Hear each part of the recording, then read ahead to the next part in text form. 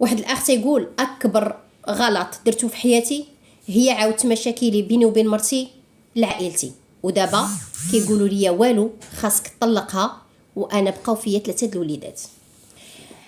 هنا علاش كنقول لكم انا دائما من يكون المشاكل بينك وبين مرتك ما تبقاش تهز مزيوتك وتمشي تعاودها لعائلتك، تمشي تبقى تقول لها السلبيات وشنو كدير وشنو كتفعل وشنو كترك واللي كيتقال واللي ما كيتقال. علاش؟ حيت دائما هما كتبقى عندهم داك النظره ان ديك السيده خايبه، وشي مرات انت في حاله غضب كتقول شي حاجه اللي ما خصهاش تقال واللي ما كايناش اصلا. هذاك الشيء علاش كنقول لكم المشاكل ما بين الرجل والمراه الله يرحم لكم الوالدين يبقاو في الدار ما يخرجوش، لا انت تمشي تعاودهم لا لامك لا لختك لا لباك لا لجدك ولا هي تمشي تعاودهم لطاسيلتها. الله يرحم لكم الوالدين، الله يجازيكم بخير، الله يجازيكم بخير.